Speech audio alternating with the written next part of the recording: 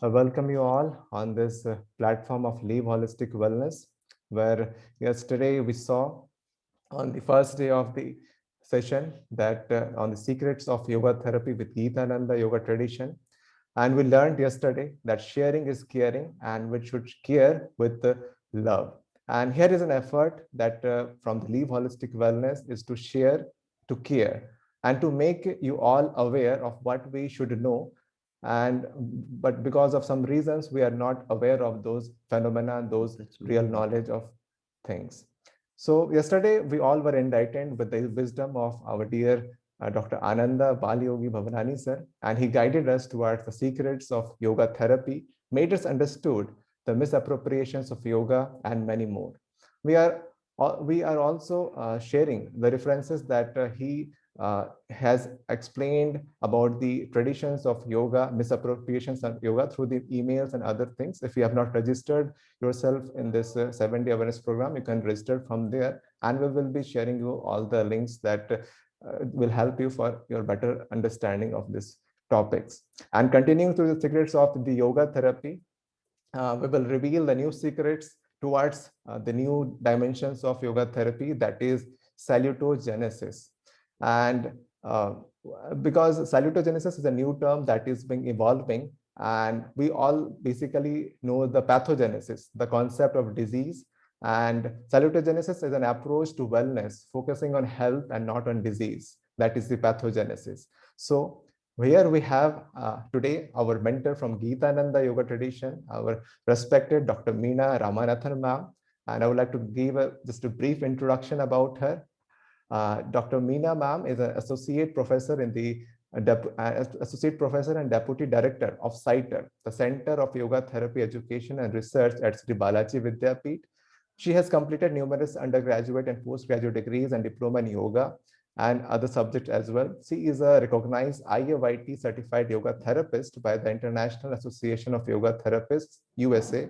She also received the Achievers Award for Best Yoga Therapist in 2016.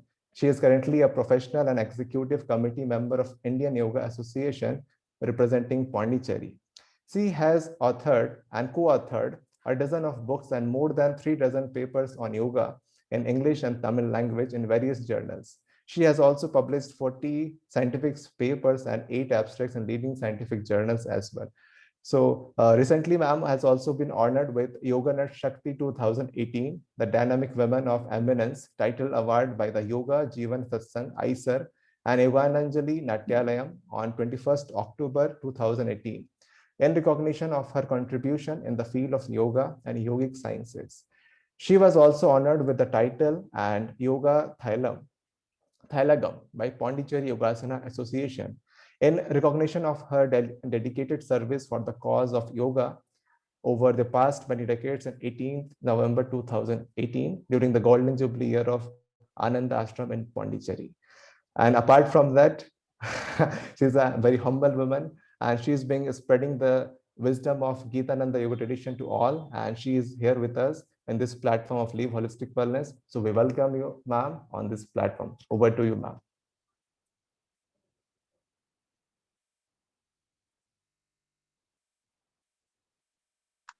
Yes.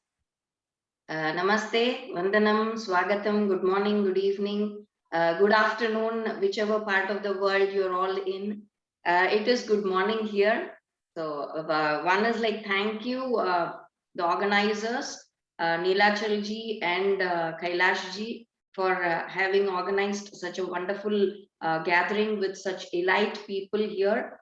A little conscious, with yoga therapists around, what is it that you're going to take back is something which is very, very essential. So let me just share a few of our, Gitananda tradition, the Rishi culture, Ashtanga Yoga Paramparya, the teachings and the methods and the theory that goes behind Swamiji's teachings while it comes to yoga therapy. So with not much delay, we have lots to do. Starting with the Guru Gayatri.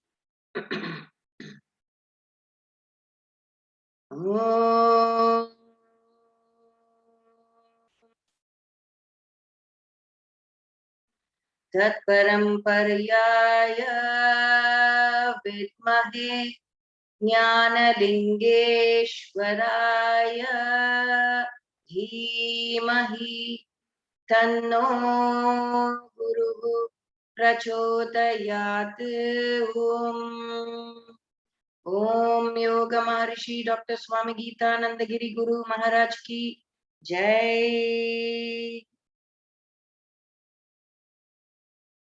With respects to all the gurus of this tradition, Paramparya, and my guru, Dr. Ananda Balayogi sir, let me begin this sharing.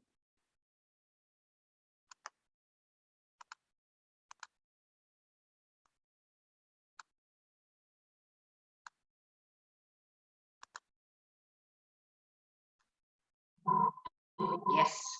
So here we are, Secrets of Yoga Therapy, celebrating the International Day celebrations, the 7th one.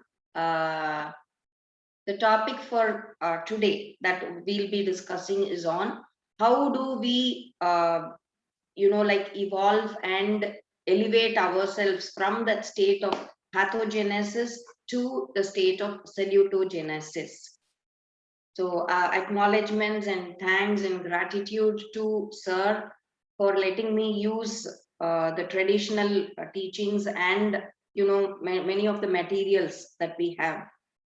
And so the topics roughly a few just on the screen now. This is what we'll be looking at today. So as you all know, the definition of health as given by Sushruta, I think yesterday Neelachalji mentioned it. So it is like one thing we need to remember is it is not just the absence of disease as the WHO definition of health also says. It means like the well-being at all the aspects, of the individual, because an individual is made up of different dimensions. It is not just the gross level, it is the subtle and the subtlest level. So how do we stay ourselves healthy and with that wellness in all the well-being is what swastha is all about. That is what the holistic health also means. It is not just that your parameters, the physiological parameters are all in the normal level.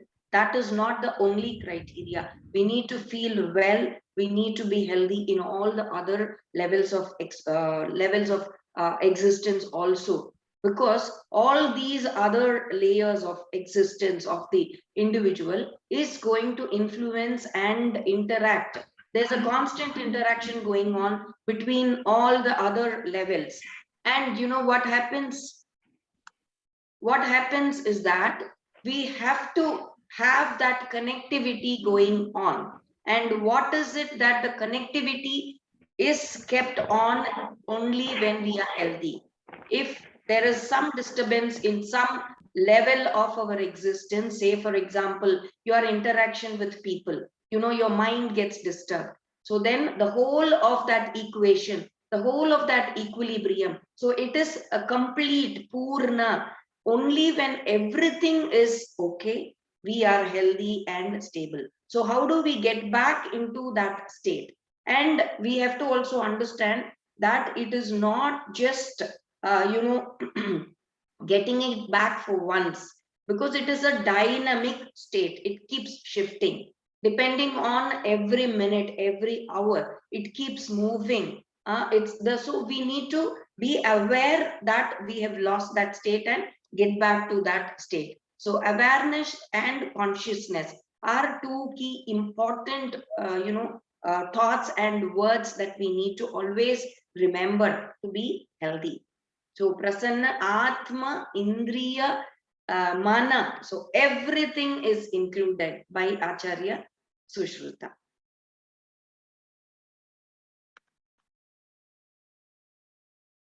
Okay. So what is the yogic perspective of human body? As you all know, the human being is not made up of one level.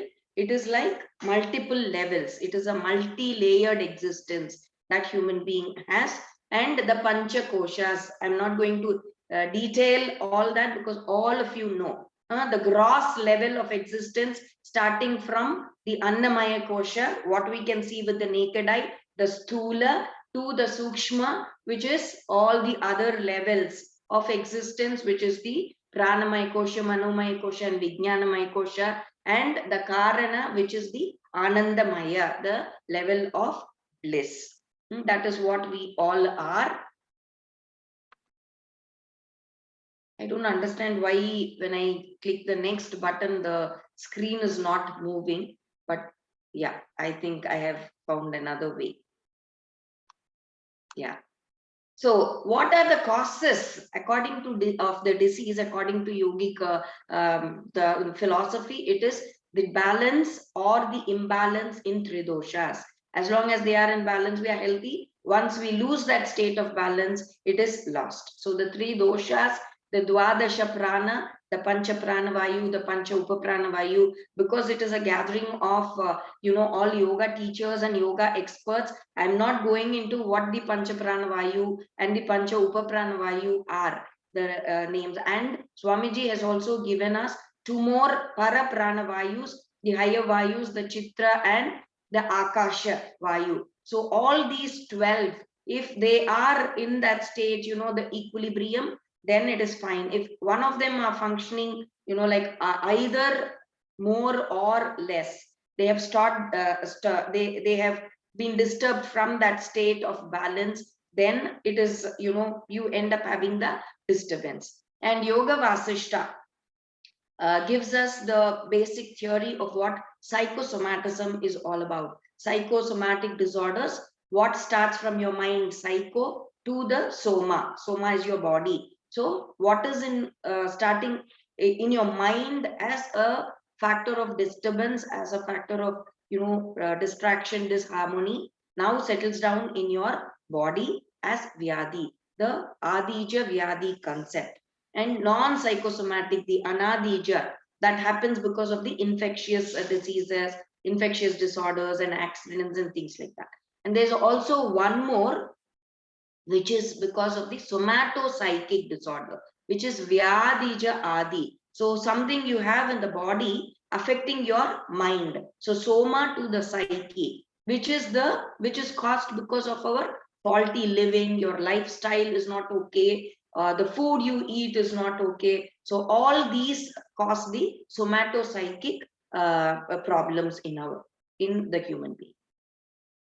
So what happens? One small disturbance in your mind, which is the adi. Now mind is agitated, mind is disturbed, chanchala.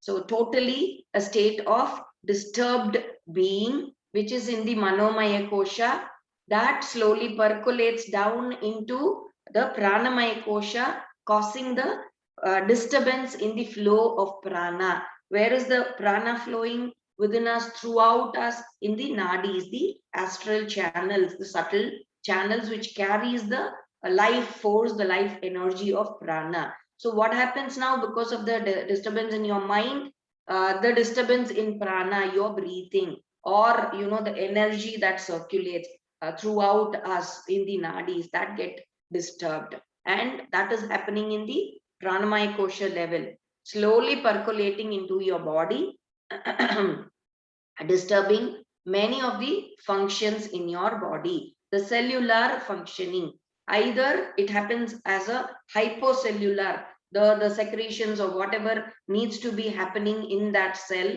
the activity is below the normal level of functioning, and otherwise it happens like it is improper, the activity is improper, or it is over. So what we call in the yogic terms as ajiranatvam or atijiranatvam or kujiranatvam.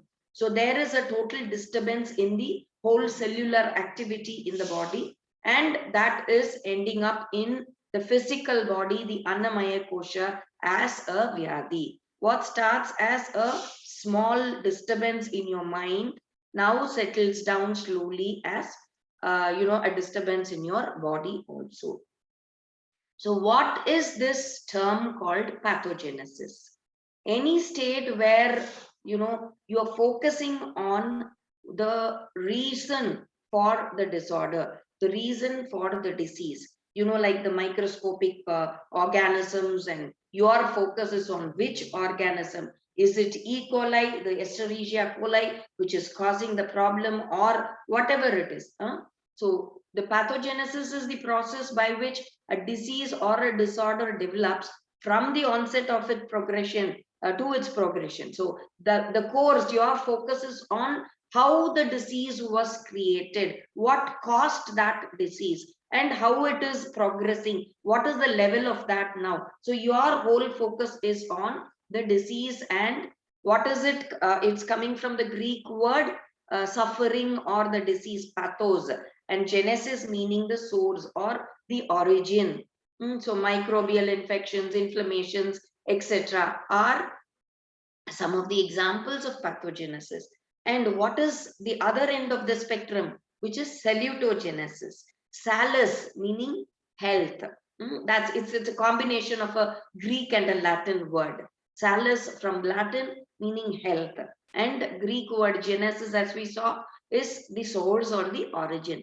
So what is our focus on salutogenesis? Meaning the orientation or the focus is completely on the study of origin of health and well-being. So how do we, if there is a disturbance, how do we recreate that state? How do we redefine ourselves and bring us back into that state where you feel really well, you feel really good and healthy? So promotion of health, our focus is completely on those factors that cause, that brings you back into that state of health and well-being, the state of wellness. You feel really good about it. This is the person who coined this term salutogenesis, Aaron Antonovsky. And so the difference, basic difference between pathogenesis and salutogenesis, as you must have gathered by now, what causes diseases, whereas here it is what causes health. It is absence of disease and pathogenesis that we focus on, but here it is presence of health. It is not, roga and arogya, which means arogya is absence of disease. But does that mean you are, in that state of complete health? Maybe yes, maybe not. But swastha, saluto, salus, that is completely, explaining the holistic factor. And, this prepares one to live. Whereas in salus, it is like you live fully. The quality of living, the quality of your life is complete. And that is what we look out for, right? So it is kind of, the health is being explained as a kind of a continuum. And what is the continuum about?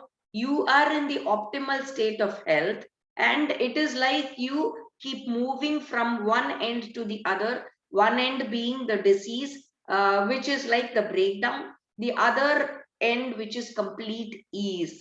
Ease means sukha. The existence that you are in is completely, all the levels are at ease with themselves. So you are at ease with your own self, and that creates the sense of sukha. And the sukha means, the even the pronunciation, you can feel that sense of well-being. Sukha sthanam, as Amaji always says, sukha sthanam is your comfort zone. So bringing you back into that state of ease and wellness. Or the other end is, if you lose that sense of ease, then you end up having a disease. So as simple as that, bringing us back into that state of ease and health is what salutogenesis and yoga therapy is all about. So health, as Antonovsky explains, is seen as a dynamic movement or a continuum. Like I told you earlier, it is kind of dynamic, it is not stable. So once you attain and achieve it, it is kind of like, how do you sustain it? How do you maintain it? That is what the whole process is all about. So between the total ill health and the total sense of ease. And what, decides or determines this is what is called as the sense of coherence. So sense of coherence is another important term that is very much related to salutogenesis and yoga therapy also. So sense of coherence helps us decide whether we are moving towards the state of ease or moving towards the state of dis-ease. Sense of coherence is made up of, again, three different components. So what are these three components made up of? One is comprehensible. The second one is manageable, meaningful. Are these three components, satisfied? Is your, can you understand what is happening in your world, in yourself, in, around you? Are you able to understand and deal with it properly? So that means the first component. The second one, and anything that happens, anything that throws you away from that says a sense of balance or equilibrium, are you able to manage it? Are you able to modify your approach and get yourself back into that state of equilibrium or the center point? And the third one, the way you are living, the way you're doing all this, is your life meaningful? Does it have the quality? Are you living with a purpose? So all these three put together comprises the sense of coherence. And sense of coherence has a highly positive correlation, strong correlation to perceived health, mental health, and quality of health of the individual. And there's one more theory which goes is like general resistance resource, GRR.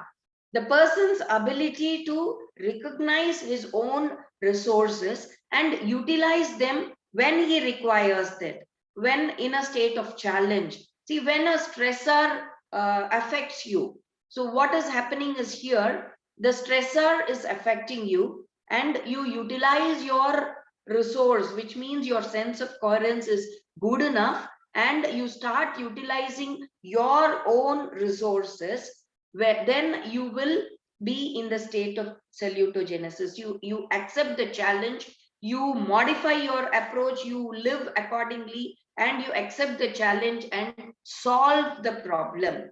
So that means you are utilizing your resources and you are in that state, you are in this end of the equilibrium, the total health. But suppose you don't recognize your own, the resources you have.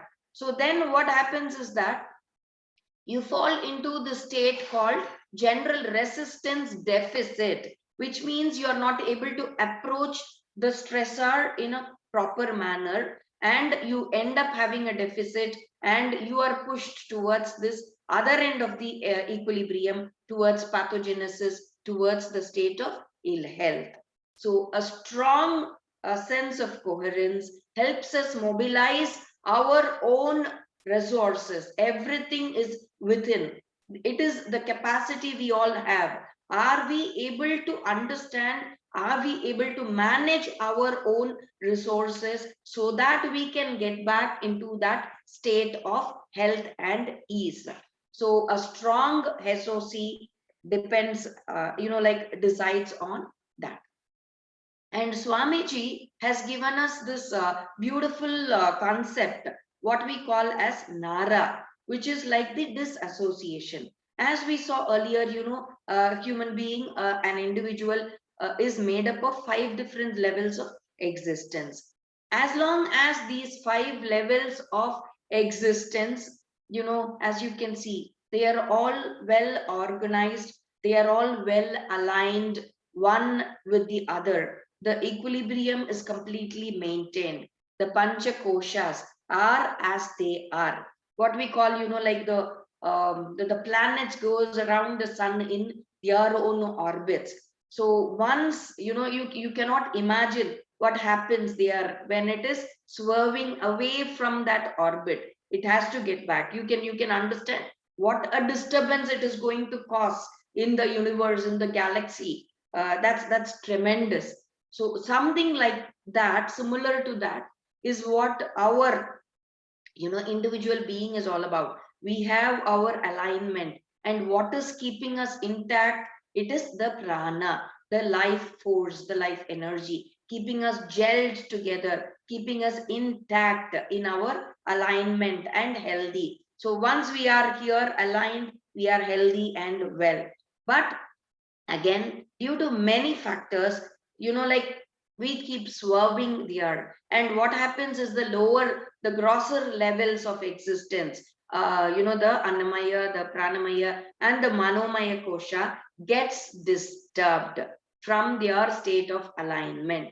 There is a swerving away. So the whole setup is completely disturbed, moving either to this way or this way. So how do we understand that it is not okay? All the alignment is not okay. The small, you get small symptoms like you have a headache, upset stomach. You're always the psychic level, meaning you're always late for your appointments. You go and bang yourself, in the doorways, either the sides or your head up there while walking. The doorway is here, but something happens that you go and bang, and like you hit yourself there. So which means like small incidents where we can understand that there is a disturbance that is causing the all this. So Nara is meaning that you are the koshas are out of alignment, they are mal aligned, causing that disturbance. And which means like now the sense of coherence is lost. So how do we get us back into that state? Again, pranayama is a very important tool to bring us back. There are techniques that Swamiji has given us, the anulom vilom prakriya, and I don't want to go into that now, to bring us back into that state of alignment. The state of alignment, again, meaning health and wellness, the state of salutogenesis. And does this happen? Kindly pardon me, I have a very bad throat, too much of talking, I suppose. So then, like the state of malalignment, or the state of disturbance, or this equilibrium being lost, does it happen in just one day? No, not at all. From the yogic viewpoint, the psychosomatism, the disturbance, it progresses through different phases. What is it? It starts with the psychic. You remember we saw the disturbance happening in the manomaya kosha. So starts in the psychic manomaya. So in your mind, what just begins as a disturbance, the psychic phase, now slowly goes into your body, slowly percolates into your body.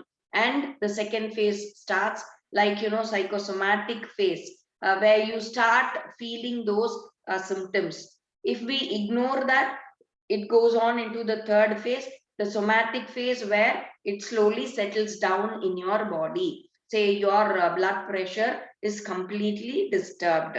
You have to get a medicine to get that into control. If we, the first two phases are completely amiable to yoga therapy, so you can get back into the state. But once it passes on into the somatic phase, we can try to revive, of course, up to the second level. Like, you can try to manage and improve it. But once it goes on into the organic phase, organ damage, it is beyond the point of revival. What happens is that, you can try to enhance the quality of living and life, whereas there is no point where you can get back to the state of normalcy. So the warning is given way ahead before the symptoms are shown in us. So if we are aware, we can catch hold of it right in phase 1 or phase 2 and get back to that state of normalcy. So what is this yoga diagnosis all about? So the correction of the psychosomatic disassociation that is happening. And why is it happening? Because of your distorted perception. One distorted, your thought, the way you perceive is wrong. What is existing is the same.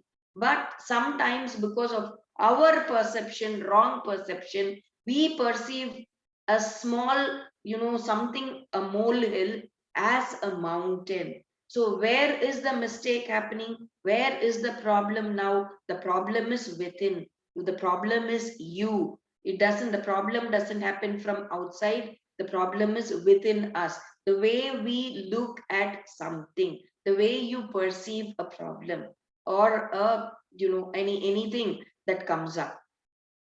So that is the, how do you bring the person, how do you put them back into that state of association, into that state of integration, into that, bring them back into that state of harmony, is what yoga chikitsa is all about.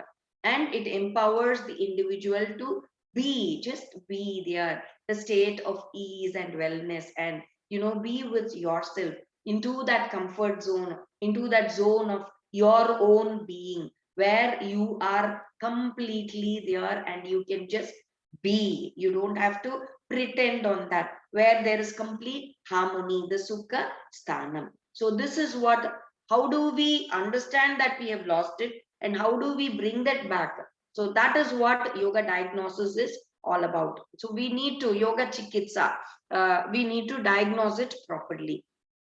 So at CITA, we have created this, and it's also a copyrighted assessment sheet where, the Yoga Chikitsa Anukrama, depending on all these. It is kind of a summary of 12 diagnostic tools. The Dwadasha Roga Lakshana. Sir, namaste. So Dwadasha Roga Lakshana. Giving us, explaining, expanding on the different aspects of the human nature which are taken into consideration, and then we come into the final diagnosis. Like, you just don't take into the sheet, the assessment sheet which says, okay, you have a disturbance in your blood sugar levels. You end up having, something called as diabetes mellitus. Okay, fine. So you come with that, a person saying that I am suffering from diabetes mellitus. Okay, fine. So what is it that has caused? So there are so many other things which we need to be assessing before you come to a conclusion, what is the problem and what is causing the problem. And not just give a pill for, to reduce or maintain your sugar levels in the blood. So that is what this yoga chikitsa anukrama is all about. So what are the factors that we see before assessing? That is, first one is darshanam. When you look at a person, how is he? Is he fidgety? Is he comfortable? Is he in the state of ease, or is he just moving? Is he anxious? Is he keeping on fiddling with his fingers? There are so many things which, by one look at them, are they there, or is it lost? And sparshanam, you just, feel them and see, is the temperature okay? Are they fine? And, prashnam. Prashnam is you question, just with a few questions, you come to understand there are different levels of what is it that is happening in their everyday life. You talk to them and then you get back the answers. And nadi pariksha, the level of pulse, nadis, are they equal or are they disturbed? Is it rhythmic? So many things that are that we need to assess and look upon. And the other one, like we were discussing, the 12-point diagnostic tool, the Dwadasha Roga Lakshanam, as given by Swamiji. So what is all these, the general nature that we look upon? First one we need to consider is the 3 gunas. As you all know, is he sattvic? Is he balanced? Is he like calm and composed? Or is he rajasic, very, the go-getter kind of a stuff? Or is he tamasic, dull and lazy? Do you have to push him to even, utter a word? So what is the level they are in? And then the 3 doshas, what is their like the consistency in them? Are they in the kapha consistency, or the vata, or the pitta? What is it? Or a combination of all this? And 3 vasanas, what are the the inherent tendencies in them, the 3 vanities. The Loka Vasana, are they, I am Mr. So and so, I hold this post, like how we say, he is completely attached to what he holds, like, yes, I am a big judge in the high court, and he, behaves accordingly. So does he carry that air in him? Is he attached to his position? The Loka Vasana, like the other two being, one is your Deha Vasana. Deha Vasana, Loka Vasana, and Deha. Are you attached to your own individual, self? Are you just there? Your body. Am I looking good? Am I feeling good? Like, do I look good? And keep on adjusting, keep on, like they are attached to their own bodies. That is like completely they are caught up with that, obsessively caught up with that. And the other one is Jnana Vasana, caught up with their degrees. I am so and so, I have so many degrees to my, behind my name, blah, blah, blah, blah, blah, alphabets. So are they caught up with that? What is their Vasana all about? And how do we bring them back into that state of normalcy, saying that, hey, hello, this is what you are. You are a human being. Come back to that. And prana, like we were discussing, the prana, you have like 12 dwadasha prana. What is the functioning of the prana now? Is any prana, like functioning below what it needs to be doing, or is it functioning more than what it is? The correspondence between all the other pranas, is it happening properly? Are you able to pick up the thoughts? Are you able to think properly? Are you able to execute your thoughts? So it depends on, the all the prana that is there within the dwadasha. Again, 12 different pranas that we have: pancha prana vayus, prana, apana, samana, udana, and vyana. Pancha Upaprana Vayus, Naga, Kurma, Krikara, Devadatta, and Dhananjaya, and 2 Paraprana Vayu, the Chitra Prana Vayu, and the Akasha Prana Vayu, the psychomental and the neuromental, your thought patterns, is it okay? So depends on the prana. So we need to assess that also. Where is it happening? What is, which prana is disturbed now? Say, for example, somebody comes with symptoms of, just one example I'm giving you, symptoms of dyspepsia, something that is not okay with the functioning of the abdomen, the stomach, so digestion. So which means samana is now disturbed. So how do we bring it back? And abhyasa, what is the level of discipline that the person holds? Is he like, will he be able to do the practices that we recommend? Or is he kind of, depending on his guna also, is he lazy, and is he committed to the practice? All this, what is that level? Jiva karma, what is his lifestyle? How does he, live his activities of everyday life? Is he proper? Is he maintaining that properly, or is he haphazard? Many things depends on this. His everyday activity of that particular individual. Chetana, what is the quality of thoughts? As we say, achar, vichar, ahar, vihar, and vyavahar. What is this vichar all about? Is it qualitative thoughts, or is it demeaning? What is the quality of thoughts? Is he just conditioned to believe a few things, and does he behave accordingly? So what is all this of that person? What is it he made up of? And vacha, the quality of his speech. Is he able to communicate with clarity, or is he blah, blah, blah, blah, blah, blah, blah, or is he like, okay, yes?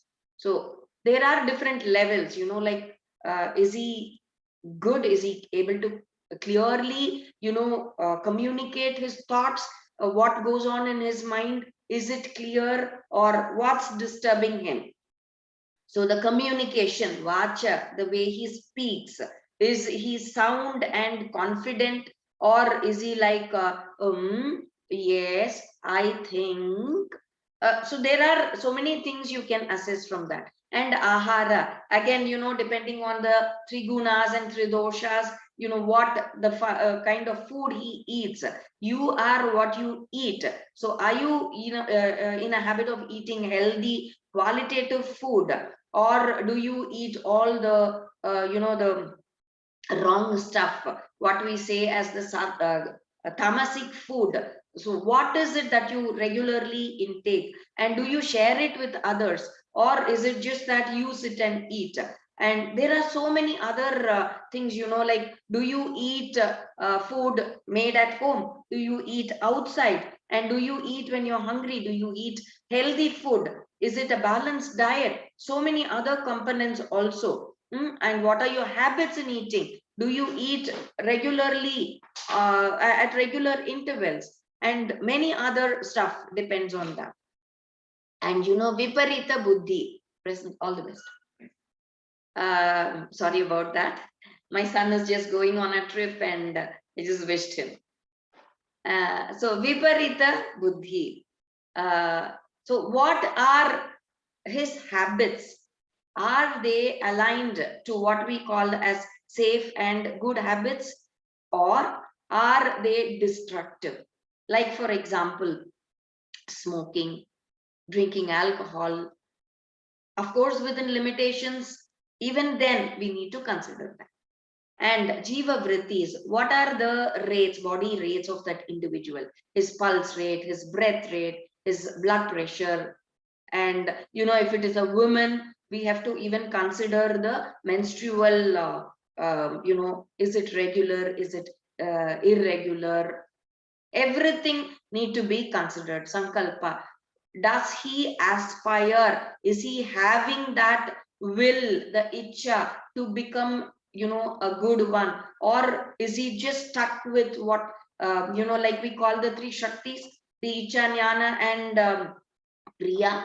We may have the icha and the jnana, like, for example, the will to do it and the wisdom to do it, but we also need the energy of the kriya shakti to help us to execute that, what we thought we need to do. So all these three shaktis to be together, then our ideal or our aspiration will be, we can generate that thought, we have the intention, and we have the wisdom, and then we'll be able to execute it also. So is his sankalpa, what is the quality of that? So apart from all these, we also have to look out, coming the last part of our diagnosis, our assessment, the Chaturvyuha model, as explained by Vyasa in his commentary on Yoga Sutras, the Yoga Bhashyam. Yoga Chikitsa Shastram Chaturvyuham. And what is it? The Heya Hetu Hana Upaya. What is Heya? Heya are, what the individual comes up with. Symptomatically, they come up with a list of symptoms. So what are the challenges that they are facing right now? What are the symptoms that they have? Say, for example, I'm not able to sleep, I have a headache, the other list of symptoms. I'm just giving you examples. And then the main thing that we need to consider is hetu. Hetu, what is the cause? So these are the symptoms. So saying that you have a headache, you take a paracetamol, temporarily, yes, you get relief. But what do we look out for with the yoga diagnosis or the assessment here, and giving them the permanent health or health and well-being, which means, like, we need to go into the root cause. What is the cause that you have a headache now?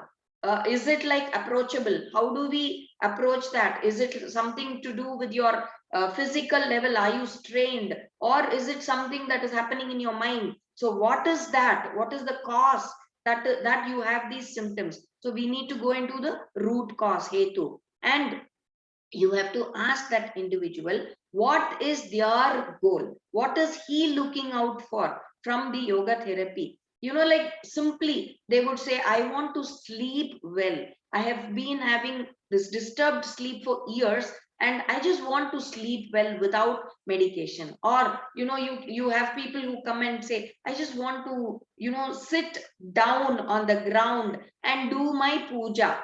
because I'm not able to sit on the ground because of arthritis or something else. So simple goals they have. So what is it that they want to achieve now through this yoga therapy? Is it achievable? Are they realistic goals? Or is it like, you cannot do it? We need to again think about all these. And last but not the least comes the upaya. What are the tools? So we have an array of techniques right ahead of us. All the yogic techniques that we have: asanas, pranayamas, mudras, bandhas, chanting, mantra chanting, meditation, dhyana, and whatnot, chat kriyas, everything comes into handy now. So what are the techniques you are going to choose for this particular individual now? After having the whole assessment, then you choose. You come with the outline of a protocol, and that is not the final one, of course, because once you start interacting, once you start teaching, there may be other things which you find out. Say, for example, a person comes to you saying that I'm not able to sleep. I have been suffering from insomnia for years now. So you start treating them. And then, after starting the classes with them, the therapy with them, you come to understand that he's lost his wife maybe a year or so ago. And from then is when he has been suffering from this. So then our approach needs to be different. So it is not just the insomnia, but the cause is also there. So the therapy schedule now needs to be fine-tuned a little bit more. So it's kind of like you come with the general outline and then you keep modifying and to suit this person, so that he is completely benefited on all levels. And so what is yoga therapy? We have all these tools in front of us, and it is to empower that individual who's seeking to become healthy and well. So yoga therapy is a process of empowering that individual to progress towards that state of health, improved health and well-being, by applying all the teachings, all the concepts, all the aspects and practices of yoga. And we always have to remember that yoga is that ocean and yoga therapy is that small drop. Like Sir was saying, the journey of the drop to the ocean and back to the drop. So what is it? Yoga therapy is not complete. It is a part of the holistic, because other than that, if we don't consider the concept of yoga, if we don't consider all those that go behind, the theory that goes behind, and is it only the techniques? No, we need to take into mind that it is a way of life, and you have to fine tune and adjust yourself into so many other aspects to really have for the yoga therapy to be successful. So what are the differences between the yoga instructor and yoga therapist? Personally, if you ask me, what I would say is that anybody and everybody, may have so many years of experience in yoga instructing the classes. So then you gain that knowledge automatically, and you can become the yoga therapist. You can perceive, you can understand the pulse of the individual with whom you are interacting. So we need to have that sensitivity to really become the yoga therapist. Whereas yoga instructor is somebody who just needs to be well, like he can demonstrate properly and he can handle a class well. He just needs to handle the class, a group or an individual, and give them the techniques. So he needs to have, there are so many qualities which we'll be going through quickly. And whereas in the yoga therapy component, yoga therapist needs to not just teach these techniques, but he needs to be discriminative. He needs to have the knowledge as to what these techniques are all about and how to modify them, how to change, how to bring in the variations so that this individual could do it. Whereas a yoga instructor would do it in a general way. Say, for example, Tadasana, meaning you just stand up on your toes, stretch upwards, and hold it, breathing in, breathing out. 2, 3, 4, 5, 6, 7, 8, 9, 10. Fine. Now release as you breathe out, you come out. So all the techniques are done properly. But when you're doing it with that individual, say for example, he's an elderly person. So then we need to, the yoga therapist need to understand, he's better equipped to handle, make it yoga therapy where the whole component of this Thada asana or the Kriya could be broken out into two different components. Because elderly person may not be so balanced. So we need to consider so many other aspects also.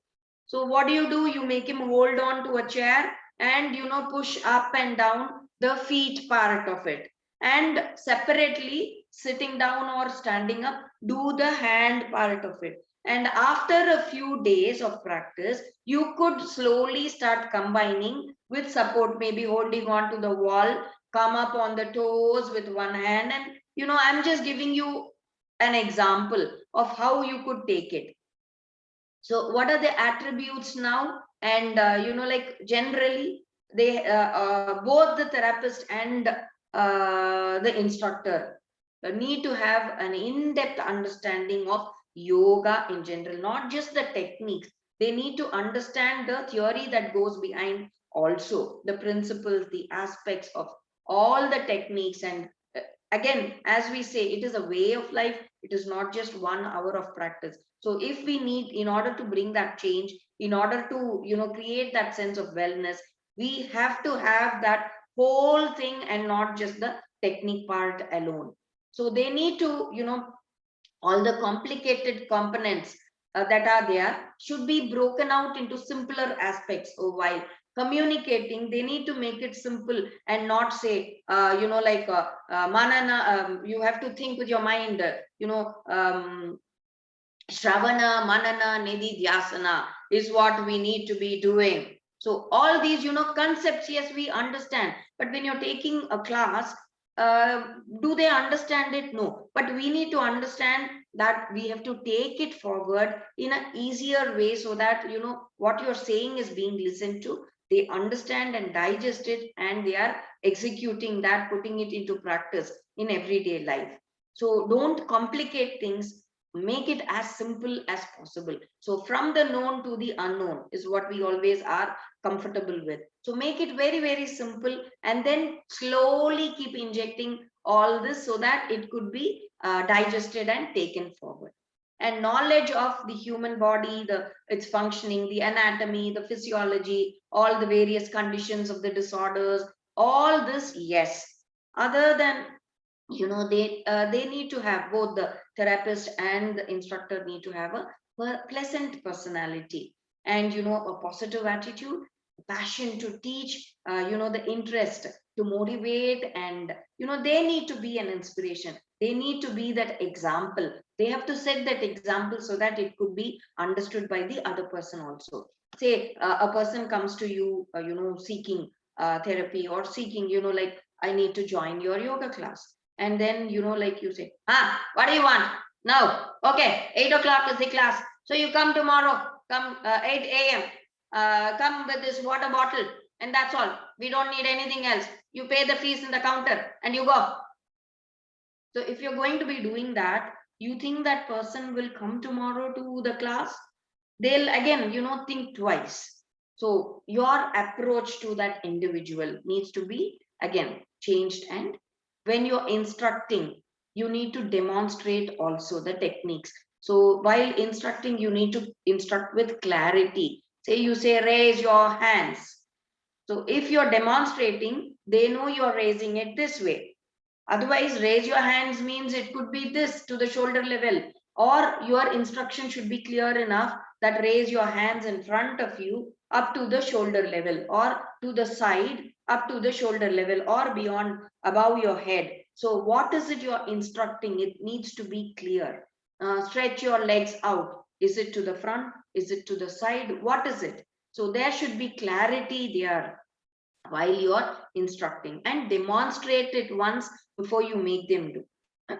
Guide the participants, like kind of, after you demonstrate, you make them do, and then you just move around paying attention to all the details, and then you give them the finer feedback after they finish, not openly, maybe, because a few become very conscious. So take them apart, and then, we need, of course, we are looking for the betterment of that person.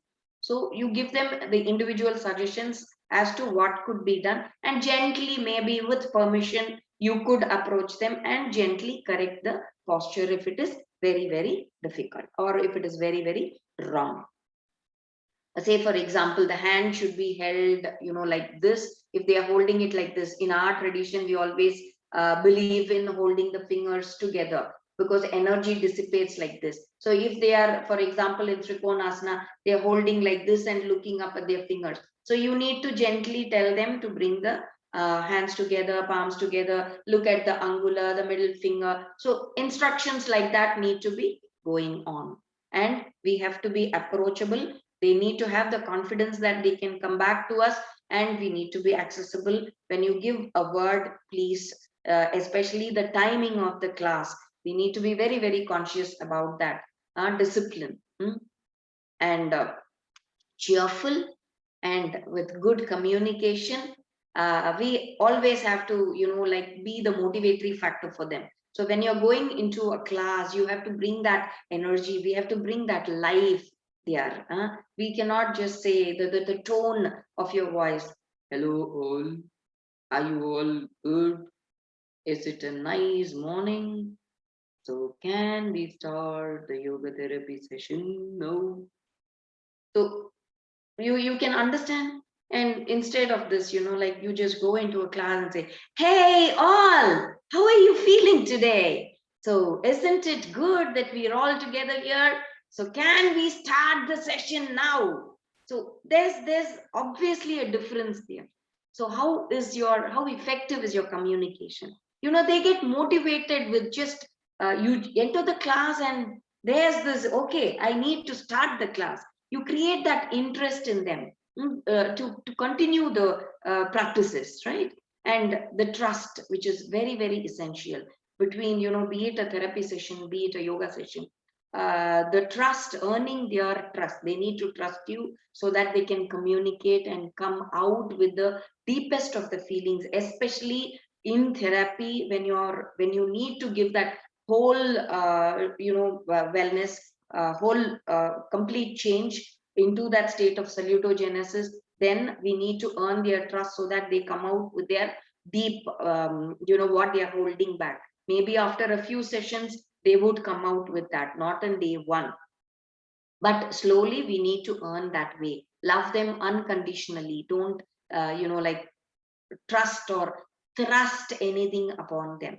So give it time, let it happen on its own. Listen with care and sensitivity. So when they are saying something, we need to, like, be all ears, not just eyes and ears, but with the hearts. So, then you'll be able to empathize with them and not just sympathize. So that is what we need to do. We need to think for them from their angle, as they are. And patience, perseverance, and when you are dealing with somebody, a patient or a participant or client, or whatever you would like to call them, address them as, we need to have, if you don't understand something, we need to have the courage to admit that we do not understand that, or we do not know that. And we need to have the discriminatory capacity to go sit with the seniors or experienced yoga therapists, your teachers, your guru. Go sit with them and discuss about this, understand what needs to be done, and then come back to this person, and it will be better. Because do no harm, is the main underlined line. Ahimsa. So please remember all that. And the ability to understand, analyze, of course, from the yogic perspective as well as the medical perspective. So when you are planning a module, counseling is one of the most essential component of the protocol. So you sit and talk to them, even like 1 or 2 days, it may take hours. We need to have the patience to really finish that counseling session, and the assessment every level, and the schedule that we devise need to be very simple, safe, fun filled and enjoyable, to ensure compliance, because otherwise we'll definitely not have that compliance. They'll not continue. And the techniques, like I told earlier, need to be tailored and adjusted to suit that person.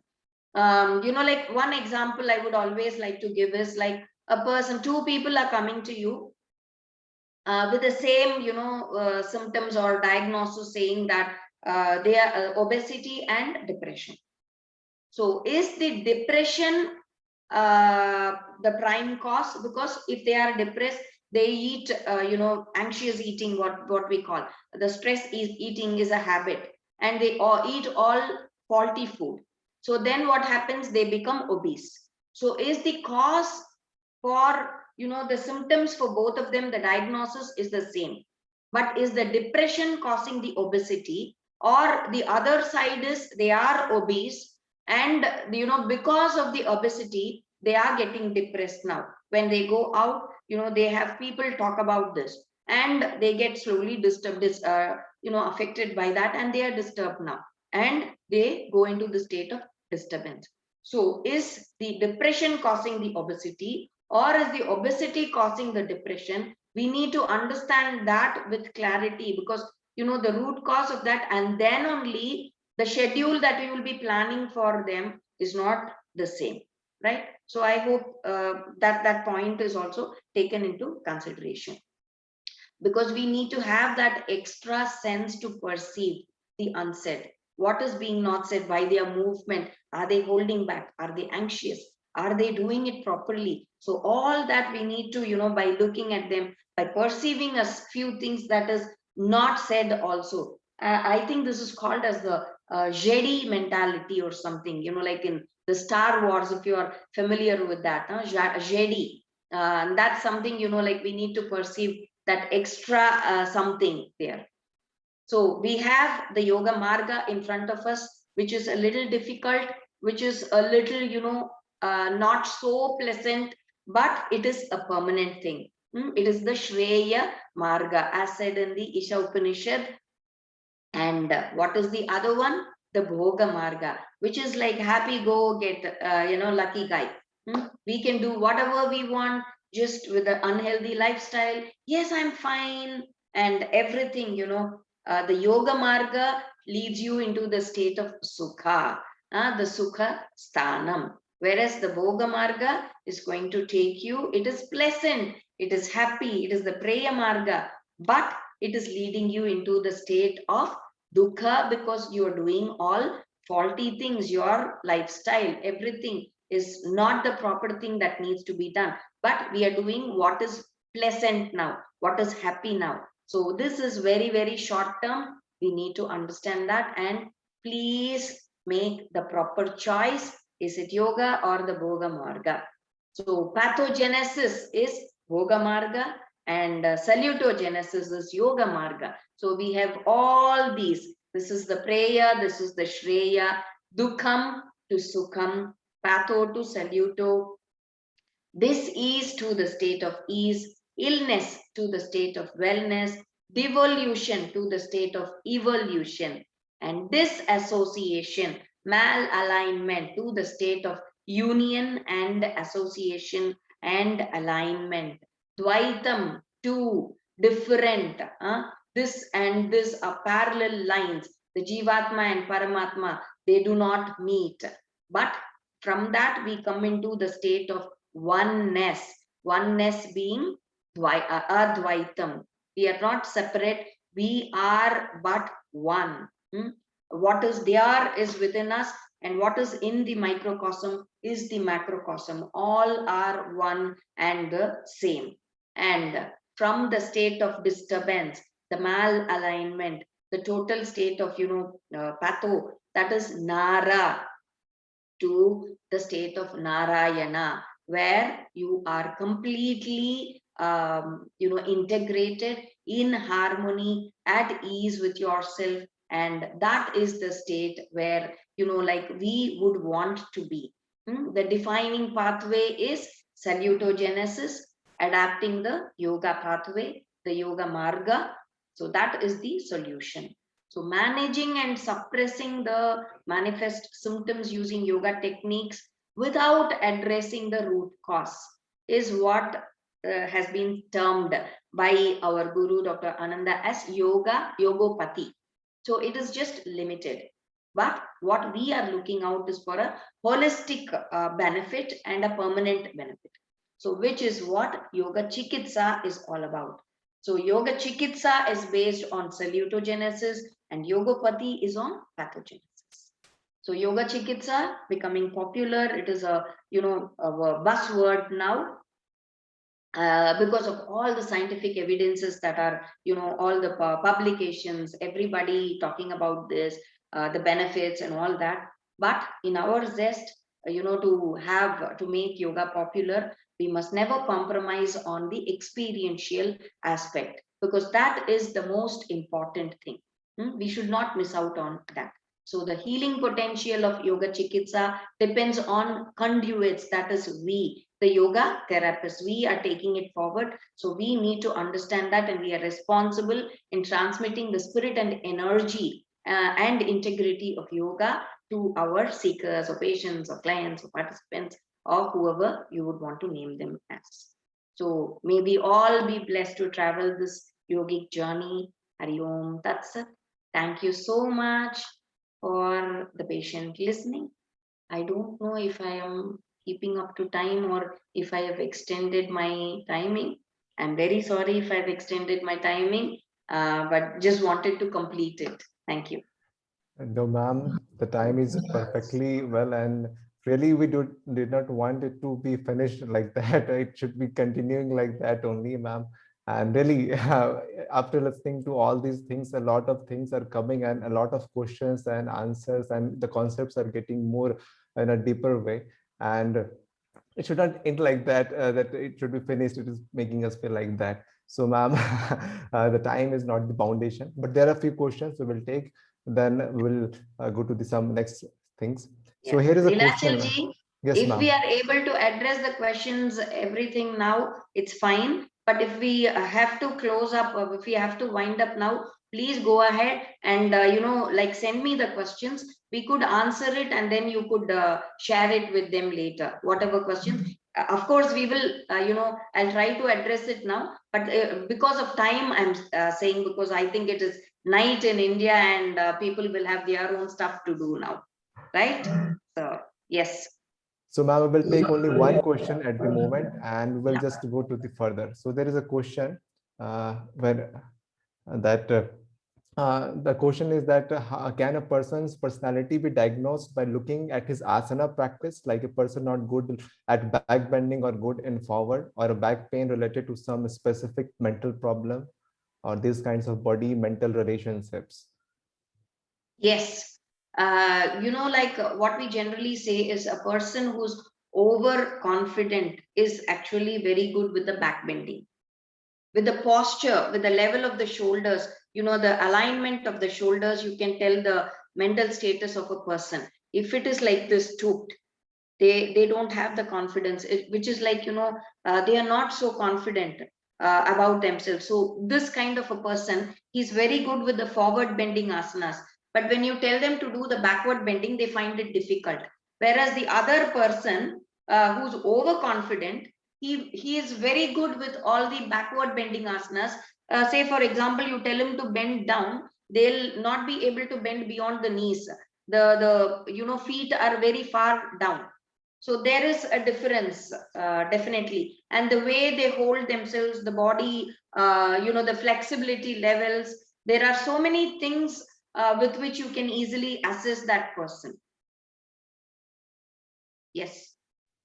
Okay, ma'am. Thank you for that answer, ma'am. And we have today Kalavati ma'am and Dr. Ananda Balayogi sir also. So I'd like to ask Kalavati ma'am to just unmute yourself and say a few words to all the audience.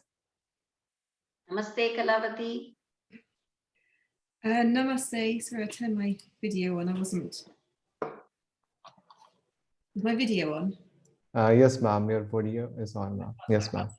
Namaste, everybody. I wasn't expecting to be called upon, so I just would like to thank you for this, and to thank Meena for a really lovely presentation. And I look forward to being with you again on Friday for the presentation that I will be doing. Thank you. Thank you, ma'am. And Thank to you, all the Kalavati. audience, I would like to remind you that tomorrow is a session of Yogacharini Sangeeta ma'am. She will be taking the topic breathing is the key, no pranayam. We will be seeing the differences between breathing practices and pranayam. And on the fourth day, Yogacharini Kalavati ma'am will be taking the session on asana, alignment, and awareness. So stay tuned with us. So thank you so much, ma'am. And along with Ananda sir, I would like to tell you also to say some words to before the session closes, sir. Namaste. Pleasure to be with all of you as usual. And I was listening in the background for most of the talk, and just wanted to make sure that everything was going as it is meant to go, because once we make a commitment to do something, we carry through with it fully. So it's not about, oh, somebody else will talk and I'll come back on the last day. I want to make sure I know what's happening and what you are getting and what is the holistic teaching you are receiving, because it's teamwork. It's not just, bits and pieces. The whole is always more than the sum of its parts. And that is the philosophy I believe in living. I would just like to point out that Dr. Meena has given a very good overview of salutogenesis. And my favorite topic these days is salutogenesis, sukhasthanam and all. And in that, she's also brought out very well the approach to yoga chikitsa that we utilize at Saito. And I saw a question on how you could become a yoga therapist. Well, Saito has different programs, so that is a possibility, though it's a long way to come to India and stay 1 full year. But I assure you, if you stay 1 full year and you are at Saito, you will go back with a lot of hands-on training and much more than what you bargained for. So it's not just the yoga and yoga therapy you will get life experiences, of course, in this part of India, and you'll pick up a little bit of Tamil also along the way. The hope is that we'll be able to start some online programs, but with yoga chikitsa, yoga therapy, online is always a very big question, because you want that person-to-person connection, you want the hands-on connection. But my experience with the Zoom over the last year has taught me that maybe it is going to be possible. If you had asked me last year, I would have said definitely no. But now I believe it may be possible. So yes, that is there. And the other aspect that Meena shared was of Swamiji's 12 diagnostic tools and health evaluation. I have shared in the chat box his original article, and it is worth looking at that original article, and also a few talks I've given on that, just to give you some more details, because this is a vital aspect of what today is called assessment in yoga therapy. The yoga therapy community in the West is scared to use the word diagnostic, because then, the medical profession will jump onto the legal aspects of, you are not qualified for diagnostics, only we are qualified. So they prefer to use the word assessment. In India, we still use the word diagnostics. So I call it yoga diagnostics. So if you say it is yoga diagnostics, nobody can argue with you. If you say I'm going to use an MRI scan, a CT scan to give you a yoga diagnosis, then you are infringing on the scope of practice of a medical professional. But if you say I'm using yoga diagnostics, which are these 12, definitely you are not out of your scope of practice. So I would just like to again reiterate that distinction, which is very important. There was a question about the chakras, and that is a totally totally different pattern of diagnostics. But if you look at all these 12 points that Swamiji has given us, the energy of the chakra is what makes all of these 12 to function. So when you are looking at these 12, by default, you're actually going back to the chakra and assessing the chakra imbalance. Now, I must point out the chakras are never out of balance. The chakras are perfectly in balance. They are like the sun who's just doing his job wonderfully. But some days we are looking the other way and so we don't see the sun. Some days we close our windows and doors and then we say there's no sun there. We disconnect from the chakras. So when we disconnect, that is what Nara is all about. And Meena mentioned that when you disconnect, it is the Nara. And when you disconnect, then ease becomes disease. So one of the processes, these 12 diagnostic tools enable you to actually get a hands-on approach on how can you work with the person. And then automatically you are rebalancing them. So I just wanted to point that out, those questions. Other questions are questions that Meena can answer, in a different way when the time permits. And the idea here is not that you will get everything in the world, everything in the universe in just 1 week. Okay, this is just the tip of the iceberg. And there's great depth to it. Another one clarification before I log off. You never ask me to talk because I don't stop. One clarification is the word counseling, because when we use the word counseling, we have to be very careful. Counseling is the domain of mental health professionals. And that is why we should always use the word yogic counseling. Then we are within our scope of practice. As I said with diagnostics, the word counseling has certain implications for mental health professionals, and we shouldn't infringe on their scope of practice. We normally use the word counseling, but what is implied is yogic counseling based on the yogic philosophy and the yogic psychology and the yogic spirituality.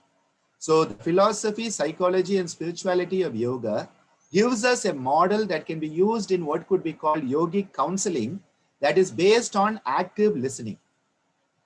The principle is active listening, and let the person bring up things that then these different scriptures give you the models that can be discussed. So I just wanted to make that clarification, because by becoming a yoga therapist, you do not replace a counselor. By becoming a yoga therapist, you don't replace a mental health professional or a nursing professional or a physiotherapist or anything. You will be part of the team. You don't replace anybody, okay? And make sure nobody replaces you, okay? Be you. That's the message I have for all of you today. See you later. Thank you, sir. Thank you for clarifying all these doubts. And before closing, as the sir said, that the 1 week awareness program it is for awareness only. So when we go in the depth, it is like a whole ocean. And as the ma'am also mentioned in her presentation, that yoga is the whole ocean, and we are discussing about the yoga therapy. And yoga therapy itself is a very vast area. So we will be sharing you some links of the videos of Dr. Ananda sir, and the research papers of Meena ma'am, Dr. Meena ma'am, and Dr. Ananda sir, as well to your email IDs. So if you have not registered yet, you can register, and we can share you the details, all the links and all the shares. And please fill the feedback form so that we can communicate with you in a better way. So before closing, we will do the Shanti part with the Swasti mantra. So join with me. Join palms together with the betterment of the world, betterment of the society. Om Swasti Prajabhyam Paripalayantam Nyayena Margena Mahi Mahisha Go Brahmanebhyah Shubhamastu Nityam Lokaha Samasta Sukhino Bhavantu Sarve Bhavantu Sukhinaha Sarve Santu Niramaya Sarve Bhadrani Pashyantu Ma Kashe Dukha Bhag Bhavet. Om Shanti Shanti Shanti Sarvarishta Sushantir Bhavatu. Thank you all for joining today. Thank you, Dr. Meena ma'am, and hope to see you again Thank you so much. Thank you, everybody. Thank you, Live Holistic team. Thank you, everybody. Thank you.